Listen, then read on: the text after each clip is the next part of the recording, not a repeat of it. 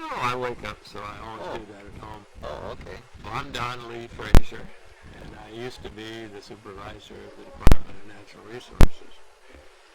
I started working for the state organization in the Washington Forest Fire Association in 1936.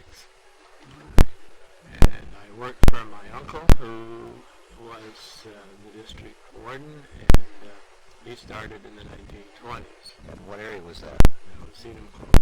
And he, of course, knew all the old-timers, and I knew most of the old-timers, or a lot of them, starting with Billy Entrestle, who started working in 1908. So I heard a lot of tales along the way. I never got stuck with being a lookout. You notice how the word. Interesting choice of words. Except for relief lookout work. I always wanted to be more active. I didn't want to sit and wait for something to happen. But some of the history that you're looking for in lookouts, you might go through the state library and go through the biennial reports of the old Division of Forestry. I remember that one of those has a picture of the lookout on Coyote Peak near Randall, which was built on Forest Service land way back in the early days, but which the state actually occupied. But the earliest of lookouts were stumps and poles erected here and there. We then went to the CCC period in 1932 and began to put up some of the prefabbed, creosoted lookout towers. The first ones of those were just 8x8 cabins on the top. We had some of them blow over. We lost the one on Abernathy, the 100-foot tower. Took 2 or 3 of them going over before we figured out that they should have 2 sets of guy lines on them. The cables were fastened 2/3 of the way up, and they broke 1/3 of the way up. Fortunately, those storms had come in the middle of the wintertime when nobody was on them. Those high towers, the first towers were relatively low down, elevation-wise. The log was lower down.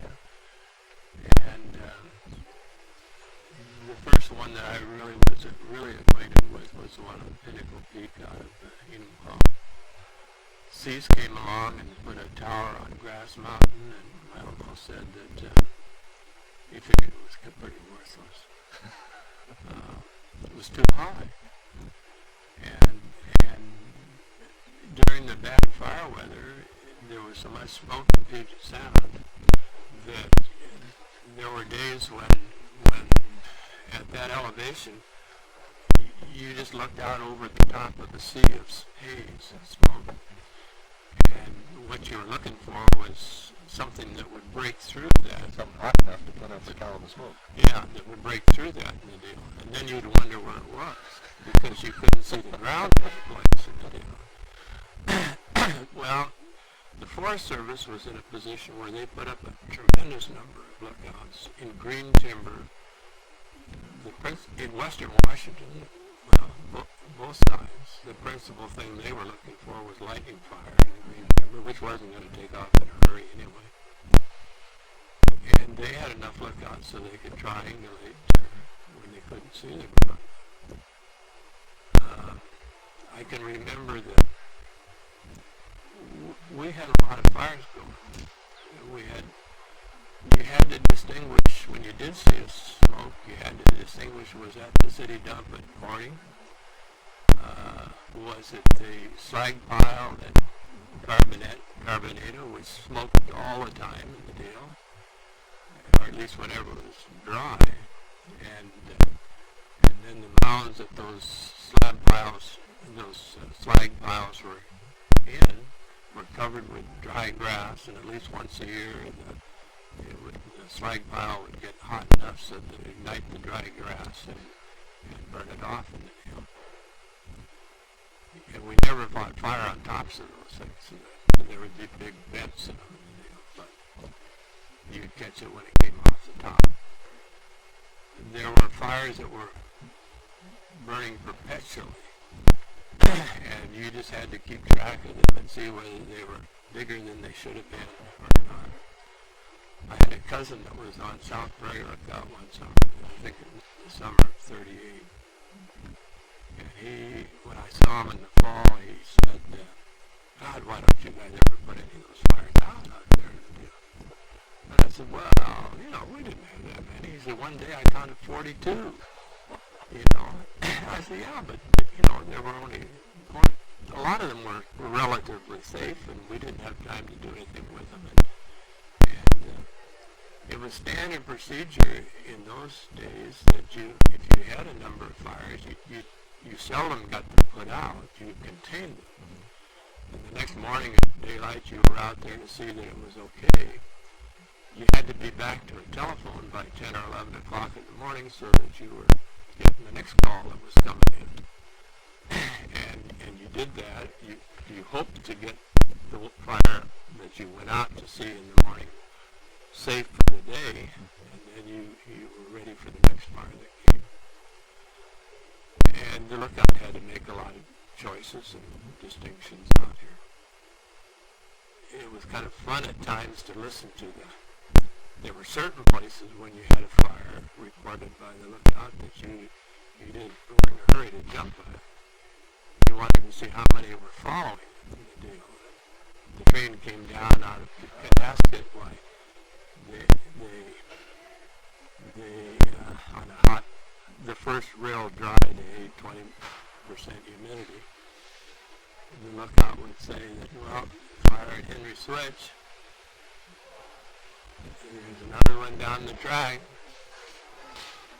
And there'd be a pause in the deal. Yeah, there's another one coming in the deal. And you knew that the guy had cleaned out the firebox coming through. And Loki was throwing hot sparks. She was throwing fire the whole length of the track. And then you knew where you had to be in the deal. That particular deal, this is aside from lookouts, Depression days, and there was one guy that sold his mill 3 times to the railroad company outside that track. We always wondered why he rebuilt it, but we finally decided that maybe he wanted to sell it to the railroad company.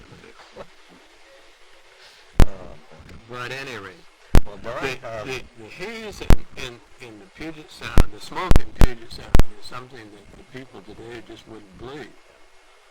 I can remember as a kid that there was day after day that you could look at the sun without squinting at all, in the middle of the day, and you speculated where it was coming from. Was it coming out of Canada, or on a north wind, or was it coming from the peninsula?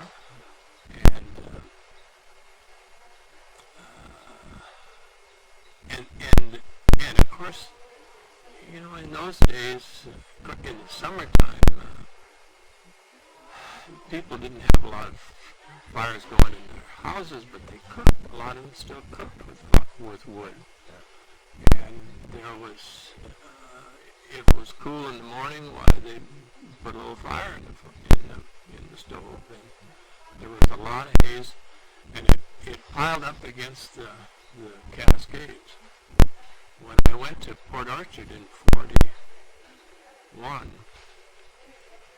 I was just amazed that our lookouts could see the ground. Of course, in Enumclaw, when it got bad, we took the lookouts off. We took the lookouts down for 2 weeks at a time, because it wasn't any point in there sitting up there seeing nothing. How would you characterize the lookouts of that day? Age-wise?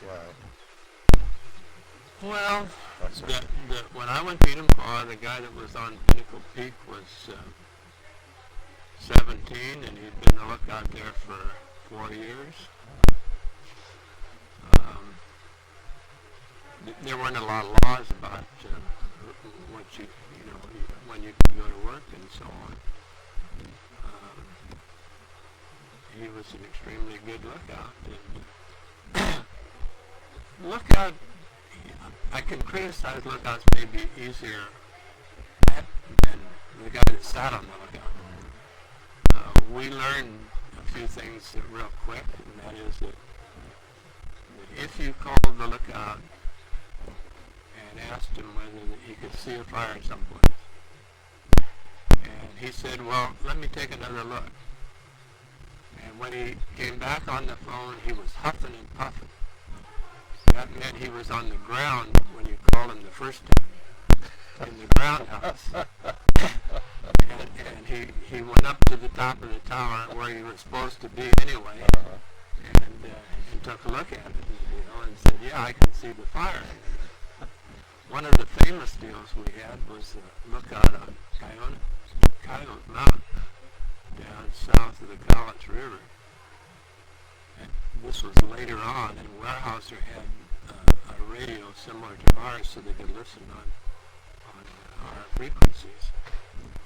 And the Weyerhaeuser guy, we heard the Weyerhaeuser guy, I heard the Weyerhaeuser guy asked the lookout at Coyote whether he could see a fire off to the southwest. And there was a pause, and the guy said, yeah, and it's a big one too.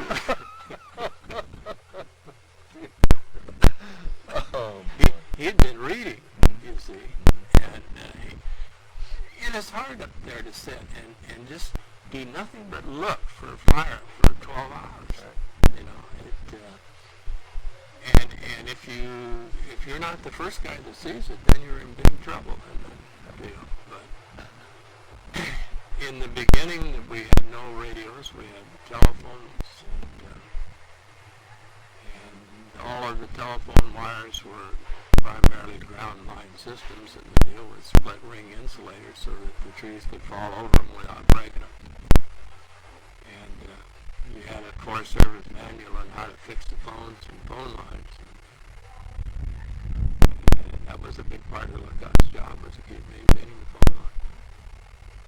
Some of the guys we had one lookout in Wausau that was unique. It had running water on a 3,000-foot tall peak. And it was a rather ingenious arrangement. They had a spring about 100 feet below the top of the peak, and they built a little, very small dam and would collect water out of this very small spring.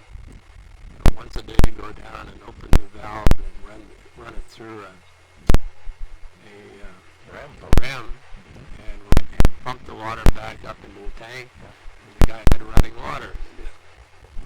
But most of the lookouts backed their water, and some of them became so efficient that they could get by on 5 gallons of water a week.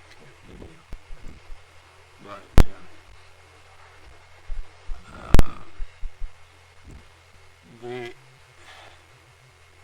the lookouts, we went through a different stage when we began into the war. We had these AWS stations, aircraft warning stations, and they presented a lot of challenge. And one of the most memorable to me was the night that the lookout on Green Mountain called and said that in that instance, we were hiring 2 people in the lookout because it was 24 hours a day listening for airplanes. But they called from the lookout and said the wind was blowing so hard that they were afraid to stay in the lookout. And I finally said, well, you probably can't hear an airplane coming in that wind anyway, and go on down to the ground house. Well, they were afraid to go down the steps to the ground house. And I said, well, we'll come up. And Tom Johansson and I drove up there. When we got there, it was raining and dark. And they had got down to the ground. But when they got down there, the ground house we had was built to ultimately be a garage when the war was over. And it had big garage doors on the windward side of the building. they were nailed shut, but and it had a man door on the side. They, without thinking in particular, they came down out of the tower in the storm and rain, and they went over and opened the side door. The wind went in that door through the building and took the garage doors off the other end of the building, despite the nails. And so we had to wrestle those back up in place and secure that building. And then I told them that, well, you know, the lookout was safe. It was only an 85-foot tower, and as I recall, it wasn't one of the 100-footers, and it was a little shorter. And I said that, you know, it was perfectly safe. Well, to prove it, I'll go up and stay all night in that stupid thing. And, which I did, and it rocked around all right. It was blowing pretty hard. But I came down in the morning and told them that you know, see there's no reason for you not to be up there. An hour later, well, we found out that an identical tower on Capitol Peak blew over. And for some reason or other, that didn't restore their confidence. And they said, no way. Well, Don, did those aircraft watch people ever turn in any fires? Oh, yeah. This individual worked the year round. Oh. And during the summer, they reported both airplanes and fires. And then during the winter, where they were just there for the airplanes. You know. But yeah, they were the regular lookouts. And it worked out pretty good because there were two of them there, and they didn't get lost. They weren't as apt to overlook looking. How many of those kinds of stations were there? Well, the state of Washington had about normally 100 or just a little over 100 lookouts. And I would suppose that in western Washington that maybe half of those. We put a lot of intermediate aircraft stations in. In the Bremerton area, for instance, we had Green Mountain, but we also had a station at Bangor and one out at Camp Spillman. Those weren't towers, they were stations on the ground, on peaks, on bridges and the deal. One of those is now in the middle of what is the submarine base there in Bangor and the deal. But it was early on, and I had mentioned to you before that when I went to Glenwood in the fall of '41, they had a unique lookout on Laurel, I think it was, on the north side of the valley, that was in a big old growth yellow pine. And they had topped the top of the pine, I suppose at close to 100 feet, and maybe higher. But they left a few green limbs on it to keep the tree alive. And then they built a vertical ladder that was stood about 2 feet, 2.5 feet from the tree. And you climbed up the vertical ladder 100 feet with your back against the tree, so that if you got tired, you could stop and lean against it. And it gave the guy more of a feeling of security as he was going up and down it. And that, some way or other, made its way, a picture of that made its way into an issue of the National Geographic. I don't know whether I still have that at home or not. Mike had a copy of it in the office for that issue for years. But later on, during the early part of the war, we put in an additional lookout down at Purdy, south of Fort Orchard. And we made it the same way, that, except that there we figured it was going to be a temporary one. We didn't leave any limbs on the tree. We went up and topped it. And I did that. I went up and topped it. And came as close to getting killed as I ever hoped to before it happened. went back down and got a pass line and a block to go back up to start rigging the guy lights on the tree. And I was full of energy in those days, and I'd climb, not a lot of topping, but I'd climb trees for telephone wires a lot. And I was highballing up, throwing rope and taking as many steps as I could, but each time, and I wasn't watching, and I threw the rope up, and I looked up at the same instant, and my rope was already above the top of the tree. And I just caught the top of it, and before the rope came tight. I just was able to get enough whip in it that I caught the top of the tree. My heart went from one side to the other and back again, boy, I'll tell you, it was, it would have been all over except for that inch. But we rigged a platform on it and used it all during the war. And we had a small crew that was stationed there, an extra crew. Those aircraft observation people, did they telephone into your headquarters, or how was the communication on that? It was telephones. We had, see, the radio system came in, stop and think about the years. I can remember the instances, and then I have to attach years to it, the deal. But they during the time that I was still working summers at Enumclaw,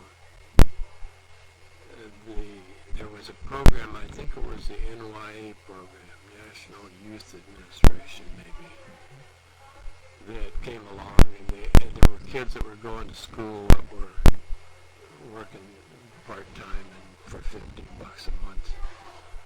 And I don't know how this got tied in with, this was not an academic deal, but some way or other the department was able to get some of those kids, and we hired a radio technician, and they made little portable radios in little boxes, and wound the coils and one thing another in the deal. And then you had a flexible wire antenna that you carried with you, and you had a little insulator weight on the end of it, and that wire was about 12 or 15 feet long, and you'd have to get it vertical in order to talk anywhere.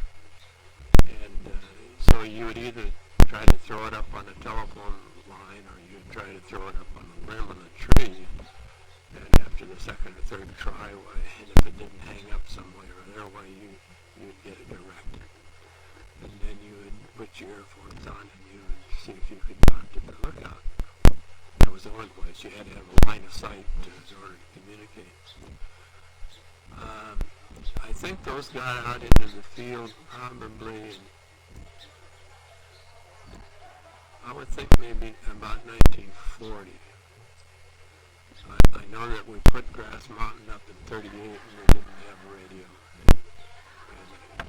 And Leo Cummings was in that tower when we did get one.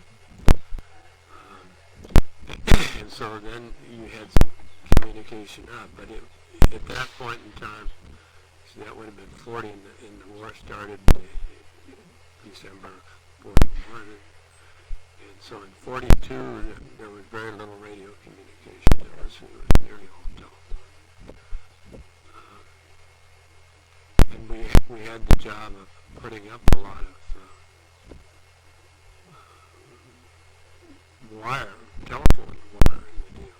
In Bremerton, we had the happy problem of when the war started, the Army came in immediately and strung and put in little miniature camps, installations all over the area, up on Green Mountain, Bremerton Watershed, up on the mountain, Bull Mountain. They were putting in anti-aircraft installations to protect the Bremerton Navy Yard. And they put up, there was over 100 barrage balloons that were up anchored, and of course the wires were to deter guys from flying, the Japs from flying underneath them. And those fellows, when they went in, they looked around and said, they came in there and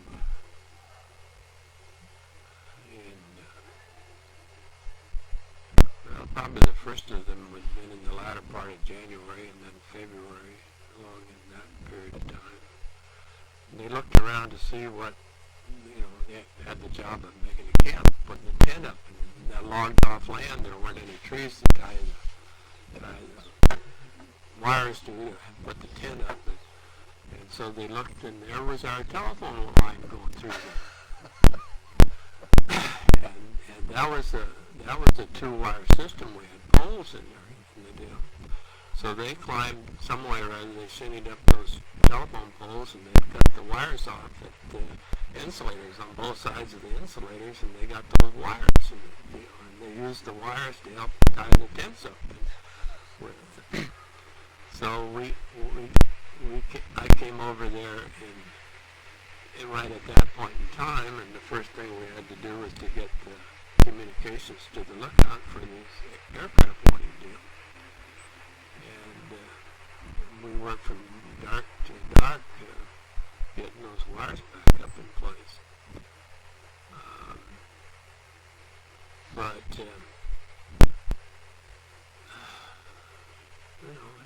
It was all part of the job at that point in time, and there were some real tired days, but we got them in place and got them operating.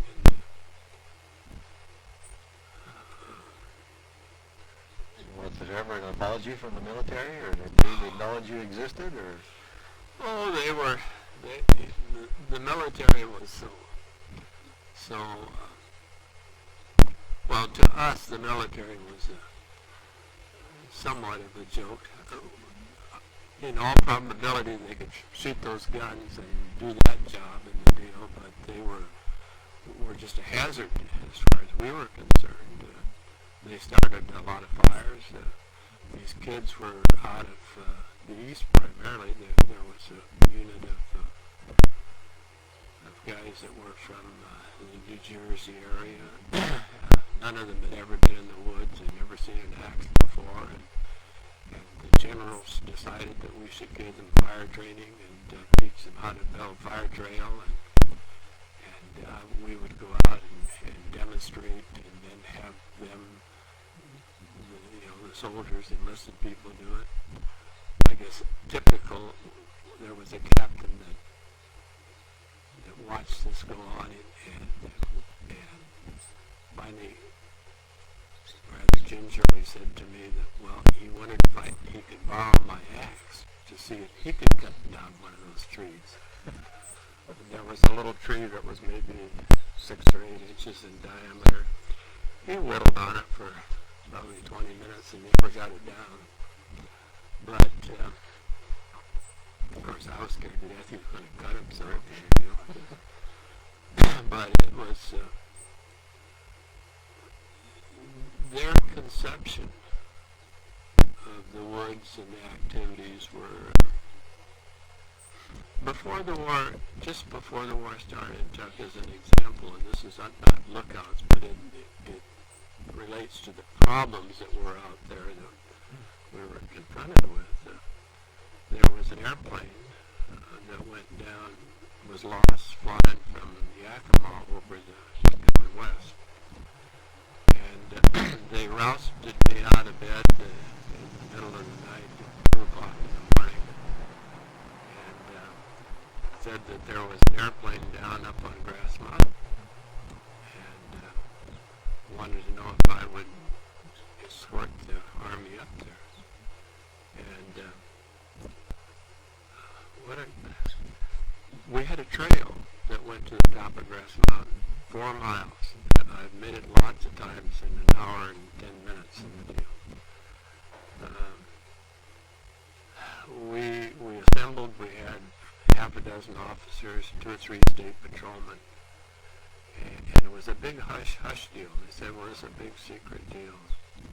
And there was one civilian with us, and I didn't know who he was, but Twin Creeks was an old stomping ground of mine, and we went up to the trailhead, and I took my sweater off and tied it around my waist and started up the trail. It wasn't very long before I put my sweater back on because we were stopping every 10 minutes, and it took us 4.5 hours to get to the top of that trail. The deal. And along the way, I got this civilian aside and asked him what was happening, how come he was there, and what the deal was. And, well, he had been down in Green River country with his buddy, and he saw this airplane flying across the mountains, and it went across the top of Grass Mountain. And so that's why the airplane was on top of Grass Mountain. And I said, well, did you see it crash? No. Did you hear it crash? No. Well, what makes you think it's up here? Well, it went across the top of Grass Mountain, and that was the last he saw of it in the deal. I said, did you tell this story to these guys? You know? Well, yeah. I said, yeah, sort of. But he had told them that he knew where the plane was, and they were going up and on this mountain. And I said, how come you were down in the Green River anyway? I said, those roads are locked down there. Well, he'd really rather not say, but turned out he was poaching deer down in the Green River, and he didn't want to tell anybody. And these guys had taken this hook, line, and sinker. He knew where this airplane was, and we went out to find it in the middle of the night with all these guys. And I said it took 4.5 hours to get the major to the top of the mountain. It took 5.5 hours to get the state patrolman to the top of the mountain. And in the process, I told this major, I said, man, you don't want to, he would stop and sit so long. I said, you're going to get cold and you'll get stiff. Stiff in the joints. He says, I haven't been in any joints recently. And I said, no, and you may not have been stiff recently either, but you're going to. Well,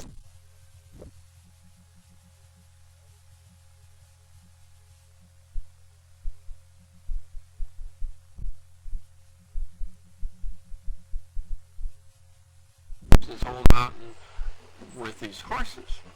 And I said, well, you can't get that horse off of the trail. Well, we'll go down the trails. And so they would go on the trail, and they would say, they'd draw in on the map a band 2 miles wide that they'd covered this deal, and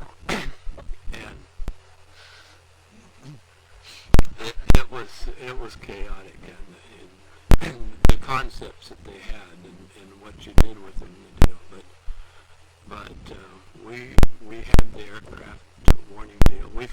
Incidentally, in that process, they lost one of their search points, and we found that. It took us 3 days to find that.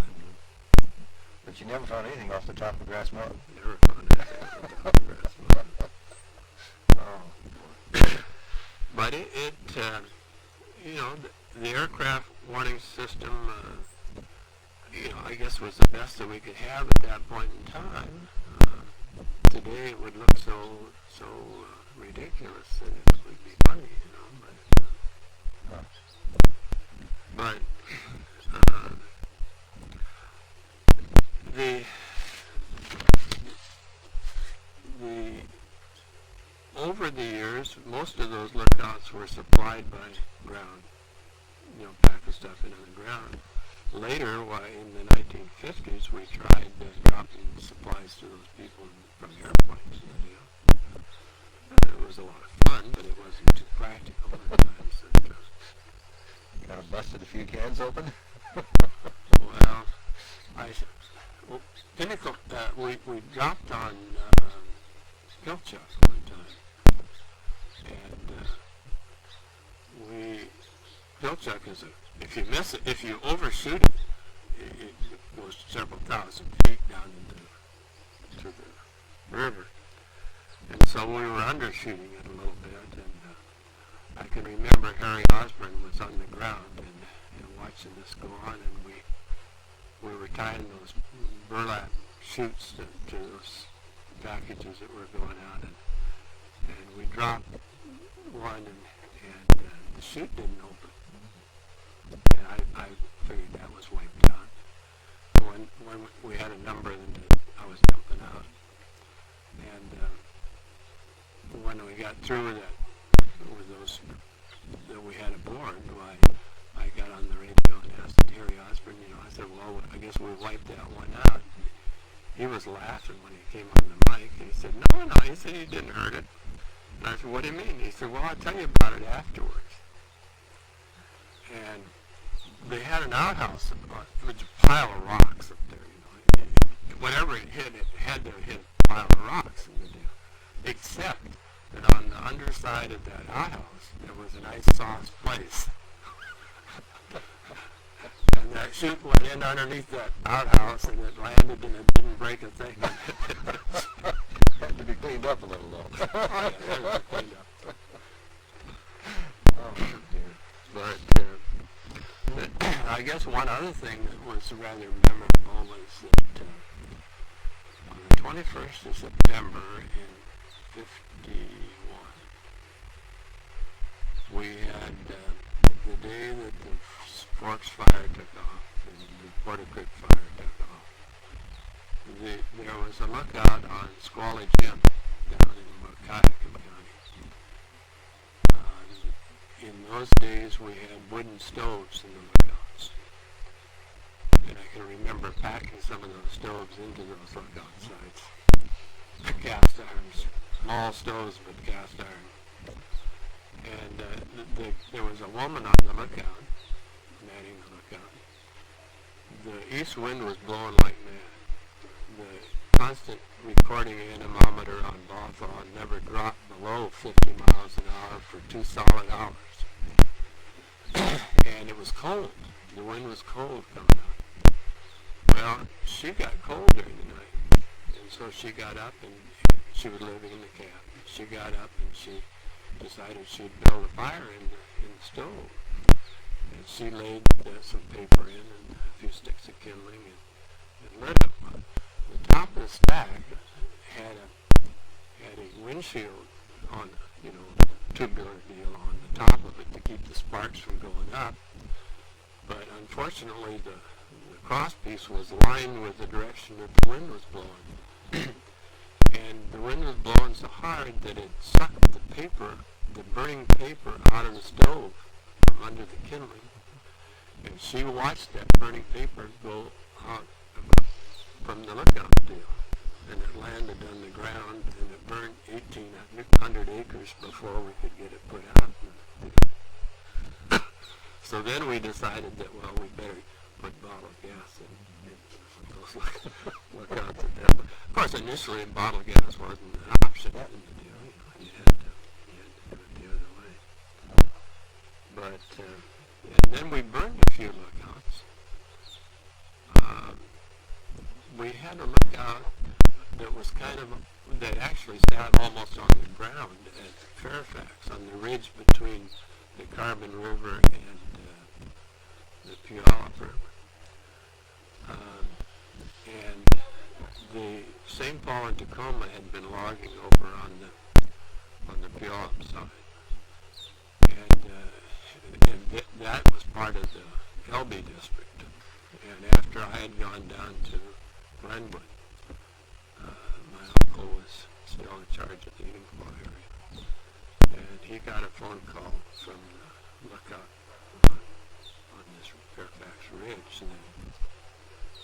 that they must be, the lookout was oriented so that he didn't look at the other side of the ridge. And he said there's fire over on the other side, and Fred said, well, that St. Paul and Tacoma were burning slash, and he supposed that was all right.